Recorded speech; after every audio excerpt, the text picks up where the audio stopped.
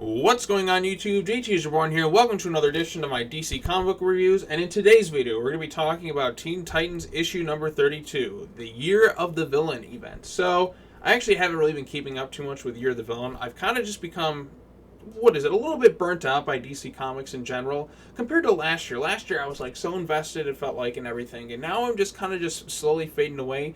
I do want to get that excitement back. I do want to get that energy back, but they just got to put out a little bit of a better product overall with the other books. So I definitely need to catch up on Year of the Villain. So there is a tie-in at the end of this issue that takes place that has something to do with that. So I was kind of a bit lost, but I assume it's part of this big event crossover thing. So I need to go back in and check out some of the Year of the Villain stuff. But we'll talk about that when we get further into the issue. So issue number 32. This one was written by Adam Glass, art by Bernard Chang, and Milo. I don't know how to pronounce that other name at the very end. But yeah, so this is part 2 of 2. Oh, the colorist, Marcelo Milo. I think that's how you do it. Say their name. But yeah, so this takes place right after the last issue, where the Teen Titans go face to face with Lobo. And really, kind of for the first time, I felt like in this run in a long time, they actually do kind of have to like forcibly set aside their differences and actually work together to stop Lobo, because he's trying to kill them all. Now, this is something that kind of bugged me through the whole setup. So, we've been informed that there is a mole within the team that's, causing all this trouble. So, here's the thing of that. Okay, so Lobo was hired to kill the Teen Titans. He's going after all the Titans. It doesn't make sense. If you're the mole, you get the hell out of there at that point. Like, Lobo is literally trying to kill you. Like, what are you trying to do at this point? The other is just trying to have... I don't even know what the other is doing at this point, because the other there's been really no development with the other in this whole run, basically, at this point. This is, what, like 12, 13 issues... or 14 issues or something like that, because if you count the Deathstroke stuff, since like issue back, they had the Teen Titans special, then you had issues 20, 21, 22, 23, 24, 25, 26, 27, 28, 29, 30, 31, 32, and then you got the 2 Deathstroke issues, I think, 2, 4, you got a good chunk of issues in there, and we haven't really done too much with the other plot line. It's kind of disappointing at this point. I'm hopefully after this Lobo thing, we actually get to dive into that some more, because at this point I'm like, it's been over a year. What is the deal with the other? We know pretty much nothing about them. There was like some hints earlier on, but it seems like we kind of forgot about it. So I think that's the thing too. It definitely feels longer, because when you have a once-a-month book, like for instance, the Batman books are twice a month. You have Superman twice a month. Well, I mean, there's 2 different Superman books, but the Detective Comics comes out twice a month. Tom King's Batman comes out twice a month. And now this one comes out once a month, so it definitely makes the wait seem a lot longer. But I just feel like we should have been kind of fleshing that out a bit more at this point. But anyways, so we'll go ahead and do what we normally do. Read the description of the issue. Lobo's back, and he's got his daughter Crush dead to rights. At least she can ask him about the identity of your mother, right? And as the Teen Titans square up against the main man, an enemy more sadistic than any they've ever faced before, questions about the team's future are still hanging in the balance. That is, if they have any future at all. So Teen Titans go face-to-face with Lobo, this current team.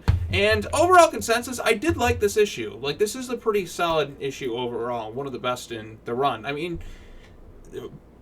granted, I would like some of the other plot points to be addressed more, but it's kind of just an action issue. And it's just the team trying to figure out ways to take down Lobo. Like, for instance, there's some decent moments in it. The team actually kind of being a team, and, you see some of their doubts. You see them trying, like, there's a part where Damian's kind of talking to Jean about the whole prison thing, where he kind of elaborates, hey, I'm not doing this stuff anymore. The prison is behind me.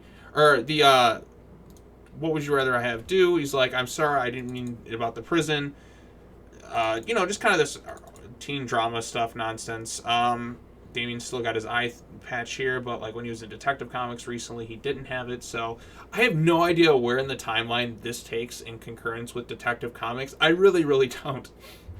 But yeah, so the team has their doubts. They're kind of just working through things. Jin and Crush still. There's really no like romantic aspects in this issue, kind of like there was earlier. No real fighting over, so and so like this. The team's just kind of trying to look out for each other and just basically trying to survive Lobo. And I like that about it. Lobo is a real sadistic son of a bitch. I mean, I've already kind of knew that going into it a bit, but yeah, Lobo it just doesn't seem like it just seems like everything you can do, like you can't really stop Lobo. The team tries their best, they're fighting, and we get kind of like this thing where Crush has kind of like an acceptance into a family, where Jin says that was a nice little moment, but we'll see where that goes from there and how they kind of set that up. So Crush uses her little chains, the obelisk thing or whatever, obelisk, that's the name of the chains, to imprison Lobo by the end of the issue. And so Damien, earlier in the issue, he was talking to Jin. He's just like, okay, what are we going to do with this whole situation? Like killing is... I'm not going to kill people. What do you propose we do? So they have to kind of think of a new scenario. So basically, Jin does something kind of interesting. Something that I remember from the Justice League cartoon. I think she may have lobotomized him. No, I changed him. You can do that. There will be a cost. So whatever the hell she did, they basically launch him into space at some point. They don't turn him over to the Justice League, which probably would have been a smart idea. You got Lobo out there just floating in space, which doesn't seem like the smartest thing possible. You're still kind of leaving him out there to die, and he's still going to kind of come back and face off against you. So why not turn him over to the Justice League? I get they're kind of their own little cohesive unit, but I think they'd understand. Be like, hey, you got this shit going on here. Let's kind of work together on this one. But I think after this we get the tease of the Year of the Villain thing with Lex Luthor. So I think it has something to, like, it's going to tie in with Crush and the Year of the Villain stuff. So I think finally we're going to kind of see the Teen Titans books cross over with the other books more. I guess this is supposed to be Lex Luthor here. It's definitely not the other. It's some weird projector thing. I like I said, I haven't really been keeping up with the Year of the Villain. So I'm definitely going to have to go back and read all the issues that are tied into Year of the Villain at this point, just to kind of keep up with things and such. Yeah, so that's kind of the issue right now. I don't know what next month... I forget what happened with the solicitations for August and September. I think the October ones are supposed to be coming soon. I know it's Comic-Con weekend right now, and it's kind of been kind of a slow Comic-Con weekend at all. Without WB or any of really the major studios there, there's really no big exciting announcement. I think Marvel's there, maybe. I think Marvel's supposed to be there, but really, like, with DC, it's kind of just like there's not really too much. I don't feel the excitement that I did last year when Comic-Con was hitting. Like, it's usually the most exciting time of year for me with movies, but without, like, some of the major studios there, it just kind of felt lackluster. But yeah, overall consensus on this issue, I liked it. I like seeing the team actually work together, kind of setting aside their differences. Damien at one point even apologizes to Jin, but he doesn't really apologize, if that makes sense. He's kind of just like, I didn't mean with blah blah blah blah blah. Just fucking apologize for this, I guess. But you know, she does some bad stuff too. He doesn't want to kill, but she's like, killing is the way to do it.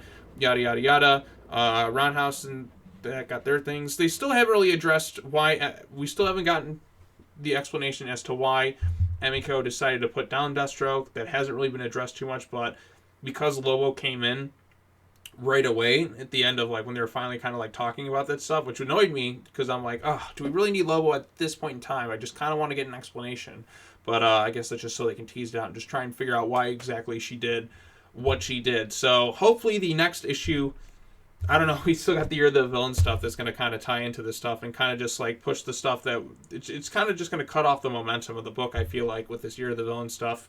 But maybe we can finally get the Titans, maybe the League and everybody else in the DC universe finally like sees the Titans. And then I feel like we really haven't had a big, well, they really, like last year they had Metal. They usually have like their big crossovers, but they have like that Event Leviathan thing, which I think I did see Damien in that with working with like Green Arrow or something, going off against Jason Todd. But yeah, but it didn't seem to acknowledge like what was going on in Teen Titans from what I recall. But we shall see.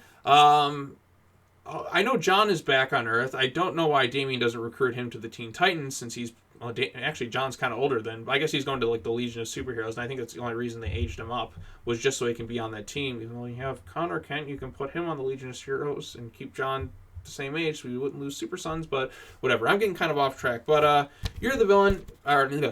Yeah, I guess it's Year of the Villain offer. So Lobo's once again getting the offer. Everybody else is getting all sorts of offers from Lex Luthor to take down the heroes. So I guess that's kind of a big thing going forward.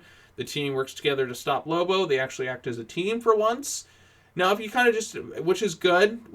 I still don't think they're the best cohesive unit. I figured they'd be better at this point, but they actually did work together for once, which was nice. but I don't know if it's going to last very long. The Teen Titans are a group that should be built on friendship, because the Justice, they are friends who come together to, form this unit, but you don't really feel the friendship fully with this group per se. So hopefully it builds up some more. But yeah, I liked issue 32. I liked it. I think it's worth checking out. I did kind of just give away the whole thing, but it's a comic book. I mean, how am I going to really talk about some of this stuff without giving away too much spoiler? That could be vague, but when I talk about these videos, I like to go on and rambling discussions with all sorts of stuff right there. But yeah, the artwork is nice. It's paced very well. There's nice moments to kind of just calm down. There is a bit of like a little bit of Damian's classic personality kind of kicks in there with his smartass nature, but I still don't feel like I'm fully reading Damian when I read this too. Like he like I said, he's kind of matured a bit, but he doesn't have that, the little sassiness that he's known for and kind of that sense of humor. I still haven't really seen it in this run. I would like to see it though. So yeah, we'll see where it goes from here. But anyways, what are your thoughts on Teen Titans issue number 32? Let me know in the comments section down below, and we'll talk about it some more. We'll chit-chat, and yeah, what are you looking forward to in this run? What do you think of that, too? Because, like, they're supposed to be the traitor in the team, but if they're working for the other, why would they, like, and Lobo's being sent by the other to kill them, why would they even bother at that point? Like, okay, Lobo's trying to kill all of them. It's not like they're all trying to survive against Lobo. Why would you be a mole and still, like, being threatened to be killed by that? I think they would go to the other or something. But unless my theory about it is the mole doesn't realize they're a mole. It's going to be kind of like in Young Justice when Clone Roy Harper didn't really realize that he was under some sort of mind control at some point in there. So I think that's kind of be the case with this book. The so-called mole or traitor of the group doesn't realize they're the traitor or mole. But then again, if you're the other, like, why are you wasting time and just kind of dicking around with them at this point? I don't know. It's confusing. I can't wait to see what this crazy explanation is going to be for that. So, yeah, if and when we eventually get it, because at this point I'm just like, come on, let's move along a bit. And, yeah, we also have to worry about Rose Wilson going after Emiko. I didn't talk about the Deathstroke issue. I'll have to talk about that, like, I'll record that video right after I record this one, so I'll upload those two simultaneously. Got a lot of videos and Comic-Con coverage coming to the channel today because, yeah, that's what we do, yo. So, yeah, thanks for watching. Take care now. Bye-bye then. I'll see you next time. Go check out 32. And then, yeah, I'll review the latest Deathstroke issue. So, yep. Peace out.